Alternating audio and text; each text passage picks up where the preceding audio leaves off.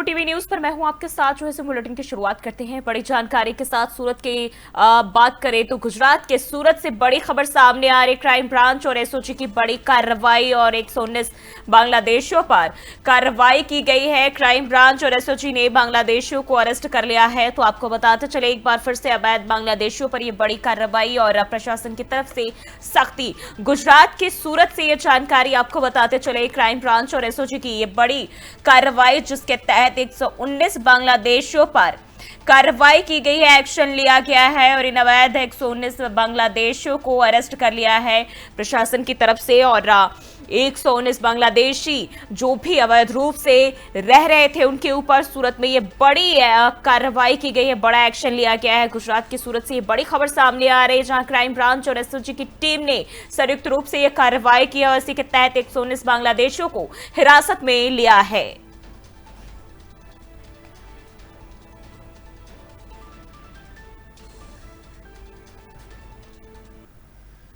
और कांग्रेस सांसद और चर्चित नेता शशि थरूर ने हाल ही में अपनी पार्टी के साथ कुछ मतभेद होने की बात स्वीकार की थी।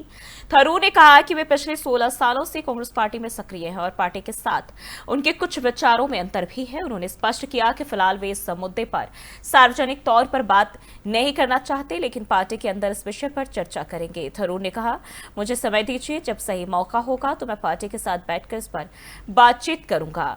शशि थरूर ने प्रधानमंत्री नरेंद्र मोदी के साथ हुई बैठक के बारे में भी बात की और बताया कि चर्चा केवल सांसदों के प्रतिनिधिमंडल से जुड़े मामलों पर थी।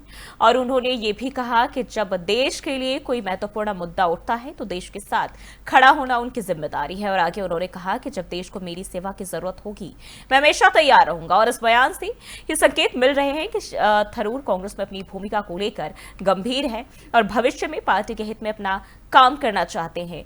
राजनीतिक विश्लेषक से कांग्रेस के भीतर चल रहे विचारों और मतभेदों की झलक मान रहे हैं।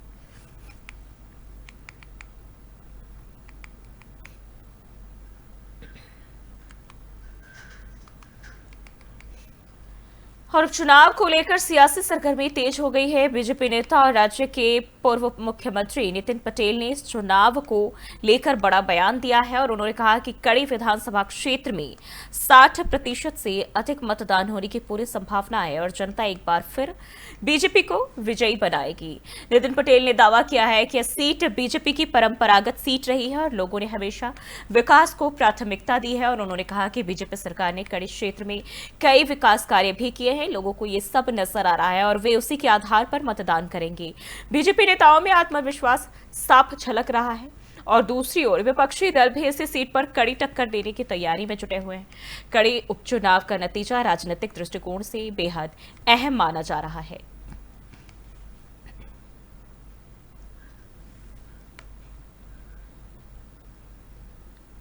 और वहीं बिहार की राजनीति में एक बार फिर गर्माहट आ गई है। राज्य के पूर्व उप मुख्यमंत्री और आरजेडी नेता तेजस्वी यादव ने ट्वीट कर एनडीए सरकार और कानून व्यवस्था पर तीखा हमला बोला है। तेजस्वी ने कहा कि एनडीए शासन में सत्ता संरक्षित अपराधियों का मनोबल इतना बढ़ चुका है कि वे हाई सिक्योरिटी जोन में भी खुलेआम फायरिंग कर रहे हैं। उन्होंने तंज कसते हुए कहा कि जहां राज्यपाल आवास, मुख्यमंत्री आवास, नेता प्रतिपक्ष आवास, न्यायाधीश आवास और एयरपोर्ट कुछ ही दूरी पर है, वहीं खूंखार अपराधी खुलेआम गोलीबारी करते घूम रहे हैं। तेजस्वी यादव ने व्यंग करते हुए कहा कि खबरदार कोई से जंगल राज कहेगा तो। इसके साथ ही उन्होंने गोदी मीडिया पर भी हमला बोला और कहा कि प्रधानमंत्री के बिहार दौरे को देखते हुए मीडिया सकारात्मक छवि बनाए रखने में जुटी है। तेजस्वी के इस बयान ने सियासी हलकों में हलचल मचा दी है। विपक्षी दलों ने भी सरकार पर निशाना साधते हुए सुरक्षा व्यवस्था को लेकर सवाल उठाए हैं। वहीं एनडीए नेताओं ने आरोपों को खारिज करते हुए इसे राजनीति से प्रेरित बताया।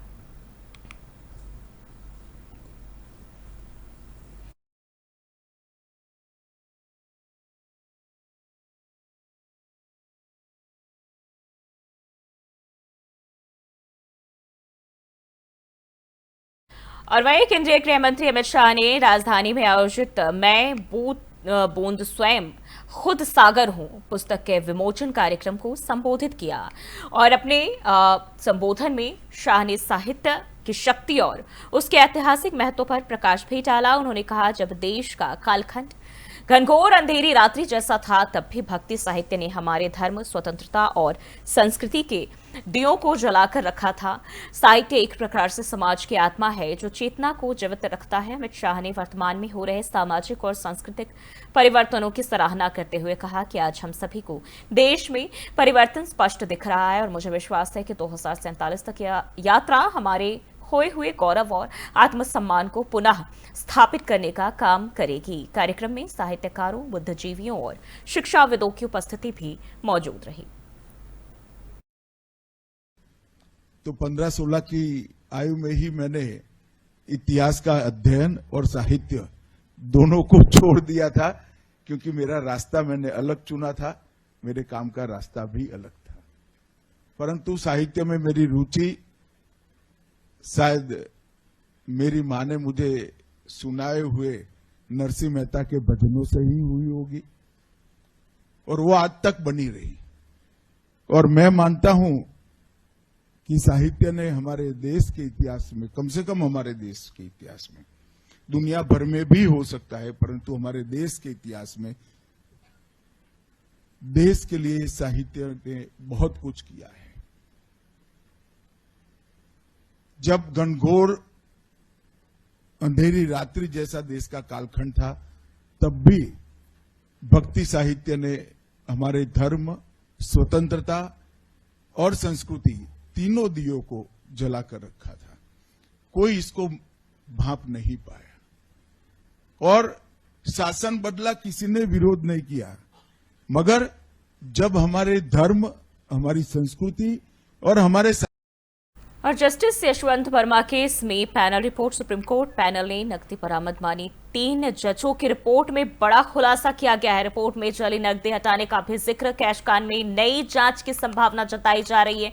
तो ये जानकारी आपको बताते चले, जस्टिस यशवंत वर्मा केस में पैनल रिपोर्ट जो है वो आ गई है और ऐसे में बात करें तो सुप्रीम कोर्ट पैनल ने बात करें तो नकदी बरामदगी मानी है। 3 जजों की रिपोर्ट में बड़ा खुलासा किया गया है। रिपोर्ट में जली नकदी हटाने का भी जिक्र और कैश कांड में नई जांच की अब संभावना जताई जा रही है। तो जस्टिस यशवंत वर्मा को लेकर ये अपडेट सामने आ रही है। कैश कांड में अब नई जांच की संभावना यानी कि मुश्किलें फिर से बढ़ती हुई नजर आ रही है। और वहीं आपको बताते चले, रिपोर्ट में जली नकदी हटाने का जिक्र किया गया है और इसी के तहत अब फिर से पूरे मामले की जांच की जाएगी। 3 जजों की रिपोर्ट में ये बड़े खुलासे किए गए हैं। तो कैश कांड को लेकर ये अपडेट सामने आ रही, जस्टिस यशवंत वर्मा को लेकर अब नई जांच की संभावना जताई जा रही है।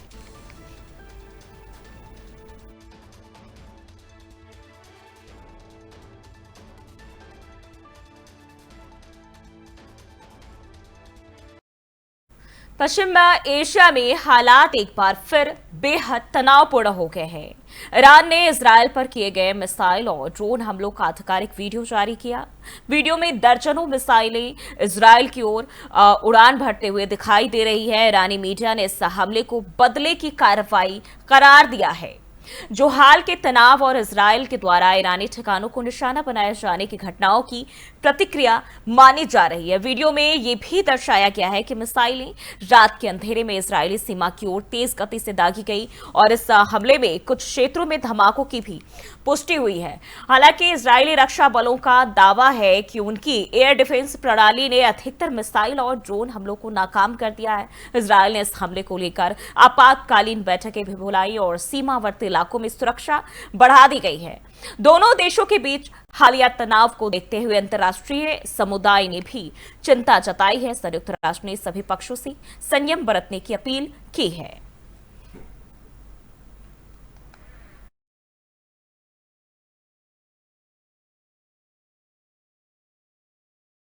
और वहीं अहमदाबाद विमान हादसे से जुड़ी बड़ी खबर सामने आ रही। विमान हादसे में ब्लैक बॉक्स पूरी तरह क्षतिग्रस्त, ब्लैक बॉक्स डेटा रिकवरी के लिए भेजा जाएगा अमेरिका। तो ये अपडेट आपको बताते चले, अहमदाबाद विमान हादसे से जुड़ी हुई ये जानकारी, जहां ब्लैक बॉक्स बुरी तरह क्षतिग्रस्त बताया जा रहा है। ब्लैक बॉक्स डेटा रिकवरी के लिए अमेरिका भेजा जाएगा। विमान हादसे के बाद से लगातार तमाम पहलुओं की जांच पड़ताल में सरकार और प्रशासन जुटे हुई है और एक एक पहलुओं की जांच की जा जा रही है, क्योंकि ये वो हादसा था जिसने पूरे देश को झकझोर कर रख दिया था और इससे न सिर्फ देश बल्कि विदेशों में भी लोगों को काफी आहत हुई थी और उन्होंने इसको लेकर ट्वीट किया था और दुख भी जताया था। और हम बात करें तो लगातार 12 जून के बाद से मामले को लेकर छानबीन और जांच पड़ताल की जा रही है और इसी के तहत अब देखें तो विमान हादसे को लेकर ब्लैक बॉक्स डेटा रिकवरी के लिए अब अमेरिका भेजा जाएगा, क्योंकि ये पूरी तरह क्षतिग्रस्त जो है वो हो चुका है और इसी के तहत अब इसको अमेरिका भेजा जाएगा, जिसके जरिए जो घटना के पीछे की वजह है तमाम चीजों की जानकारी मिल सकेगी और जो छानबीन की जा रही है पुलिस प्रशासन की तरफ से तमाम चीजों में मदद मिल सकेगी।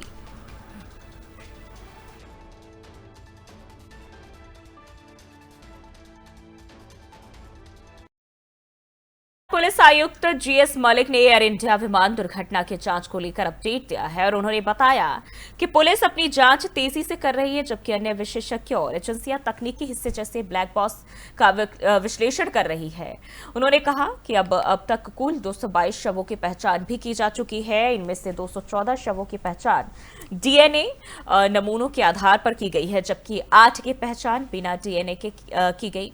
सभी शवों को उनके परिवारों को सौंप दिया गया है। आधिकारिक सूत्रों ने बताया कि प्रशासन इस प्रक्रिया को बेहद गंभीरता और संवेदनशीलता के साथ आगे बढ़ा रहा है ताकि पीड़ित परिवारों को जल्द से जल्द राहत मिल सके और जांच के इस महत्वपूर्ण दौर में पुलिस और तकनीकी टीम दोनों मिलकर हर पहलू की समीक्षा कर रहे हैं। जांच के निष्कर्ष आने के बाद ही हादसे के कारणों और दोषियों के खिलाफ कार्रवाई संभव होगी। इस बीच स्थानीय प्रशासन ने भी मृतकों के परिजनों की हर संभव मदद का आश्वासन दिया है ताकि वे इस कठिन समय में बेहतर सहायता हासिल कर सके। इसकी जो इन्वेस्टिगेशन का पार्ट है, एक तो पुलिस भी करती है। पुलिस का जैसे जो वहाँ पे जो भी आइटम्स मिले हैं, चाहे वो उनके जैसे मोबाइल्स मिले हैं, कुछ पासपोर्ट्स मिले हैं, ऑर्नामेंट्स मिले हैं, एक तो वो पार्ट है, उसमें हमने उनको कब्जे किया है। लेकिन जो टेक्निकल एस्पेक्ट है, जैसे उसकी ब्लैक बॉक्स एनालिसिस है, उसकी इंजन में कोई इशू है, तो ये सब काम एयरक्राफ्ट की जो AAIB है, एयरक्राफ्ट एक्सीडेंट इन्वेस्टिगेशन ब्यूरो, ये सेंट्रल गवर्नमेंट की एक ऑर्गेनाइजेशन है, तो ये पूरी इन्वेस्टिगेशन कर रही है। ये सारे जो वहाँ का जो एयरक्राफ्ट का जो मलबा है उसको उठा के एक जगह पे असेंबल करके उसको पूरा रिक्रिएट करेंगे, हर एक पीस को उसके जगह पे रखेंगे और उसके हिसाब से वो इन्वेस्टिगेशन आगे बढ़ाएंगे। इसके लिए उनके पास जैसे बोइंग का टेक्निकल एक्सपर्ट्स आए हुए हैं कि कहीं कि इंजन में तो प्रॉब्लम नहीं है या कुछ और हो। ब्लैक बॉक्स एनालिसिस भी ये संस्था करेगी। तो ये सब और एयर इंडिया विमान दुर्घटना के बाद अहमदाबाद सिविल अस्पताल में डीएनए पहचान का काम तेजी से चल रहा है। अस्पताल के अधीक्षक राकेश जोशी ने जानकारी दी कि अब तक 211 डीएनए नमूनों का सफलतापूर्वक मिलान भी हो चुका है और उन्होंने बताया कि शेष नमूनों की पुष्टि प्रक्रिया भी तेजी से की जा रही है और प्रशासन हर संभव प्रयास भी कर रहा है कि परिवारों को जल्द से जल्द उनके परिजनों की पहचान की सूचना दी जाए। राकेश जोशी ने कहा कि हम 1 मिनट भी बर्बाद नहीं करना चाहते हैं। जैसे ही रिपोर्ट आती है तुरंत परिवारों को बुलाया जाएगा और हम यहाँ केवल एक उद्देश्य से हैं, पीड़ित परिवारों की सहायता। अस्पताल प्रशासन, मेडिकल टीमें और पुलिस सभी मिलकर काम कर रहे हैं ताकि पीड़ितों के शव जल्द ही उनके परिजनों को सौंपे जा सके और वे अंतिम संस्कार की प्रक्रिया पूरी कर सके। अभी की परिस्थिति को देखते हुए कहूंगा कि 211 डीएनए सैंपल मैच हो चुके हैं। 211 फैमिली मेंबर्स को यहां से कॉल जा चुके हैं। उसमें से 189 लोगों को उनके स्वजन का पार्थिव देह दिया गया है। बाकी जो बचे हैं उसमें 11 लोग ऐसे हैं जो अपने दूसरे स्वजन का मैच होने की प्रतीक्षा में हैं। जैसे ही दूसरे स्वजन का मैच हो जाएगा उनको दोनों का ही पार्थिव देह सौंपा जाएगा। बाकी के जो लोग हैं, जो 2 लोग ऐसे हैं जो करीबन कल लेना आएंगे अपने स्वजन की डेड बॉडी, और बाकी जो बचे लोग हैं वो प्रोसेस में हैं। कुछ लोग रजिस्ट्रेशन करा रहे हैं और कुछ लोग पीएम रूम में वो प्रोसेस करा रहे हैं, तो थोड़ी देर में वो ले जाएंगे। जैसे मैं बात करूंगा, प्रशासन पूरी कोशिश कर रहा है, जैसे ही रिपोर्ट आते हैं तुरंत ही फैमिली को कॉल। राजधानी के एयरपोर्ट थाना क्षेत्र में शनिवार के सुबह उस समय हड़कंप मच गया जब बाइक सवार 2 बदमाशों ने एक व्यक्ति से लूट की कोशिश की। पटना से खबर आपको बता दें, जानकारी के मुताबिक बदमाशों ने पीछे से आकर उस व्यक्ति को रोका और पिस्तौल के बल पर लूटने का प्रयास किया और इस दौरान एक गोली भी चलाई गई, लेकिन सौभाग्यवश कोई घायल नहीं हुआ। घटना की पुष्टि करते हुए एसपी सिटी सेंट्रल दीक्षा ने बताया कि पुलिस को घटना की सूचना मिलते ही मौके पर टीम रवाना की गई। उन्होंने बताया कि बदमाशों के पास पिस्तौल थी और गोली चलाई गई, लेकिन किसी को चोट नहीं आई है। सभी सीसीटीवी कैमरे खंगाले जा रहे और शहर में नाकाबंदी भी कर दी गई है। पुलिस की कई टीमें बदमाशों की तलाश में जुट गई है और आसपास के इलाकों में तलाशी अभियान भी चलाया जा रहा है। इस घटना से स्थानीय लोगों में दहशत फैल गई। लोगों ने पुलिस से गश्त बढ़ाने और अपराधियों पर जल्द कार्रवाई की मांग की है। फिलहाल मामले की जांच की जा रही है और पुलिस ने जल्द खुलासे का भरोसा भी दिया है। आज सुबह एक घटना की सूचना प्राप्त हुई। हवाई अड्डा थाना क्षेत्र में जो है एक व्यक्ति को पीछे से बाइक पे 2 व्यक्ति आए और उनके द्वारा लूटने की घटना सामने आई। इसी क्रम में उनके पास पिस्टल भी थी जो कि फायर हो गई, तो थोड़ा साइड में जाके वो लगी। थैंकफुली कोई हताहत नहीं हुई। उनको जो है खोज करने के लिए सब कैमरास को खंगाला जा रहा है, नाकाबंदी भी की गई है और डॉग स्क्वाड एफएसएल टीम वगैरह को वहाँ बुला लिया गया है और बाकी कार्रवाई जारी है। व्यक्ति कहाँ के थे? वहीं पास ही के रहने वाले थे और प्रतीत होता है कि कुछ जानकारी शायद हो सकती है, तो आगे जो है पता किया जा रहा है। 2 ही अपराधी थे, बाइक पर थे, अपाची बाइक।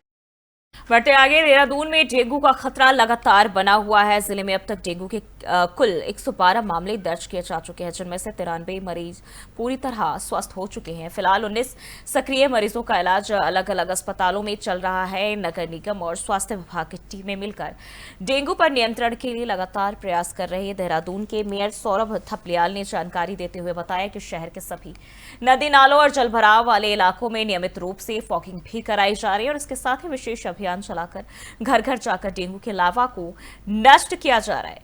इसके साथ ही लोगों से अपील की जा रही है कि वे अपने घरों और आसपास पानी जमा ना होने दें, साथ ही साफ सफाई जो है जरूर बनाए रखें। मेयर ने यह भी कहा कि नगर निगम किसी भी स्थिति से निपटने के लिए पूरी तरह तैयार है और आम जन से सहयोग की अपेक्षा भी रखता है। लोगों से सतर्कता और सावधानी बरतने की अपील की गई ताकि डेंगू के प्रसार को रोका जा सके। तो देहरादून में डेंगू के 112 मामले सामने आए हैं। हालांकि 93 मामले बात करें तो वो ठीक हो चुके हैं, लेकिन नगर निगम की तरफ से जो तमाम एहतियात है वो बढ़ते जा रहे हैं। लोगों से जो है अपील भी की जा रही है कि इस दौरान वो अपनी सुरक्षा का पूरा अपने स्वास्थ्य का ख्याल रखें, सुरक्षा के तहत खुद को जो है प्रोटेक्ट करके रखें ताकि किसी भी तरह के जो इस वक्त बीमारियां फैल रही है उसके चपेट में ना आने पाए। डेंगू का खौफ लगातार बढ़ता नजर आ रहा है।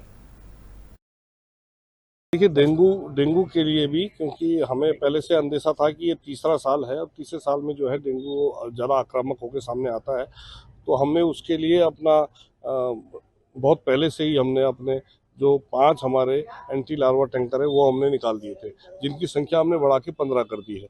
जहाँ जहाँ पे भी हमारी जल भराव की स्थिति होती है तो उन जगहों पर हमारे जो एंटी लार्वा टैंकर्स हैं वो अब वहाँ पे जाके और उसका जो हमारे जो दवाई है उसका स्प्रे करते हैं, जिससे कि लार्वा को पनपने में मदद नहीं मिलती है। इसके अलावा हमने 130 जो अपनी फॉगिंग मशीनें छोटी वो लगा रखी हैं 100 के 100 वार्डों में। इसके अलावा हमने जो 4 बड़े अपने टैंकर्स और उसके टैंकर्स और फॉगिंग मशीनें, इनके माध्यम से भी बड़े बड़े क्षेत्रों में।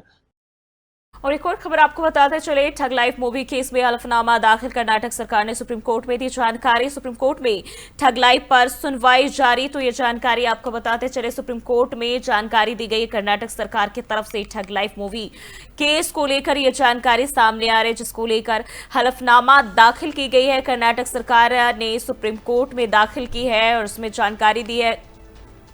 सुप्रीम कोर्ट में ठग लाइफ पर सुनवाई जारी है। तो आपको बताते चले, कर्नाटक सरकार ने सुप्रीम कोर्ट में इसको लेकर हलफनामा दाखिल किया है और अब इस मामले को लेकर सुप्रीम कोर्ट में सुनवाई भी चल रही है।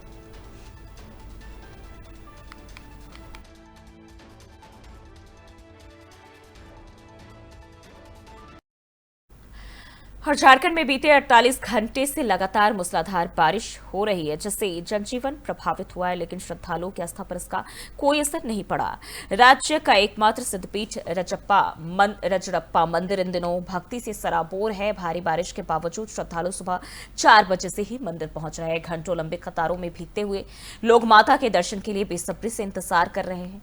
4 से 5 घंटे तक भीगते हुए कतार में खड़े रहना भी उनकी आस्था को डिगा नहीं पा रहा। मौके पर पुलिस प्रशासन ने भी पूरी सतर्कता बरती है। बारिश को देखते हुए सुरक्षा के विशेष इंतजाम भी किए गए। श्रद्धालुओं की सुविधा और सुरक्षा के लिए वैकल्पिक व्यवस्था लागू की गई है। वहीं इधर लगातार बारिश के कारण दामोदर और भैरवी नदियों का जलस्तर तेजी से बढ़ रहा है, जिससे प्रशासन अलर्ट मोड पर है।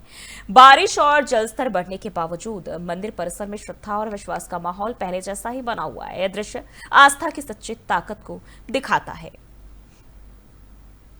जैसा कि हम लोग का जो रजरप्पा मंदिर है वो काफ़ी प्रसिद्ध मंदिर है और बहुत लोगों की श्रद्धा है। यहाँ पर बहुत सारे श्रद्धालु रोज आते हैं।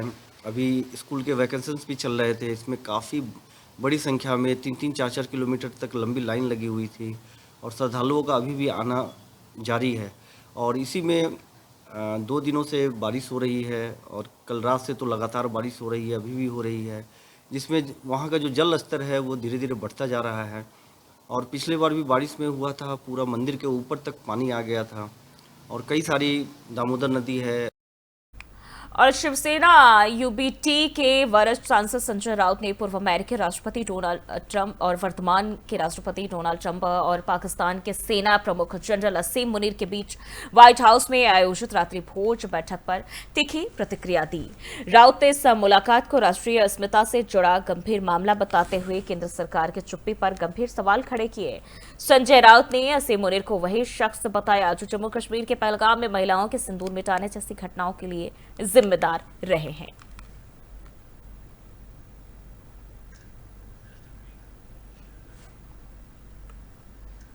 और वहीं आपको बताते चले, दिल्ली में अवैध रूप से रह रहे 17 बांग्लादेशी नागरिकों को दिल्ली पुलिस ने हिरासत में लिया है और यह कार्रवाई वसंत कुंज साउथ थाना पुलिस की टीम के द्वारा की गई, जो कि एक बड़ी सफलता मानी जा रही है। पकड़े गए सभी लोगों को फिलहाल डिटेंशन सेंटर में रखा गया है और दिल्ली पुलिस के मुताबिक इन सभी का संबंध बांग्लादेश के कुरीग्राम जिले के नागेश्वरी थाने के तेलीपारा गांव से है। शुरुआती जांच में सामने आया कि ये लोग जंगल, सुनसान रास्तों और ट्रेन के जरिए अवैध रूप से भारत में घुसे थे और राजधानी दिल्ली में आकर बस गए थे। इस मामले में विदेशियों के क्षेत्रीय पंजीकरण कार्यालय के सहयोग से इन बांग्लादेशी नागरिकों को देश से डिपोर्ट करने की प्रक्रिया शुरू कर दी गई है। पुलिस का कहना है कि यह कार्रवाई राष्ट्रीय सुरक्षा और अवैध घुसपैठ रोकने की दिशा में अहम कदम है।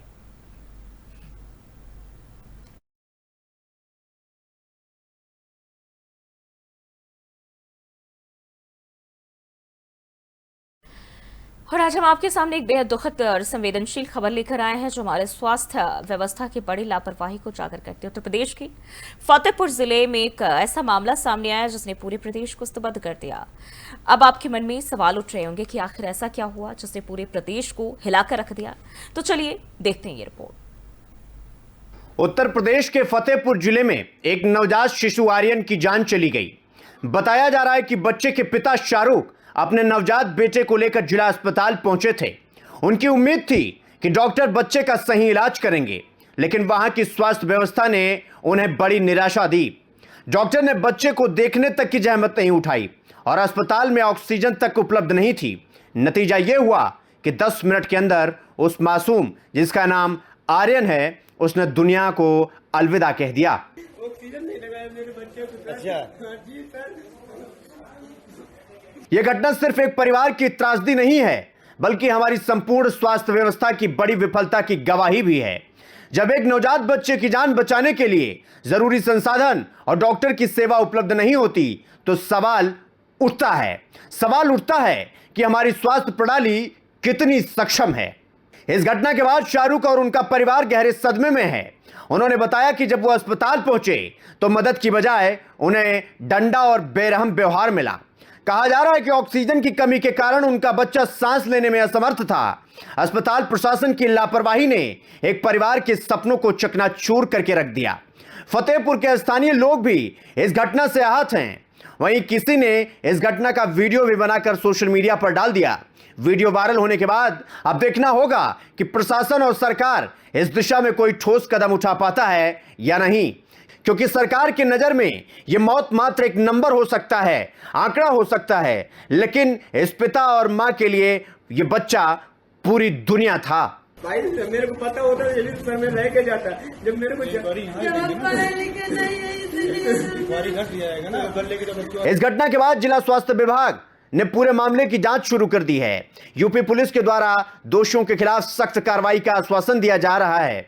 साथ ही अस्पताल में आवश्यक चिकित्सा उपकरण और डॉक्टरों की कमी को पूरा करने के लिए कदम उठाया जा रहा है। लेकिन सवाल तो यह उठता है कि क्या यह परिवार की दर्द भरी पीड़ा को कम करने के लिए काफी होगा? तो इसका जवाब है नहीं, क्योंकि हमारी खर्चीली न्यायिक और प्रशासनिक व्यवस्था के आगे यह परिवार कब तक टिक पाएगा?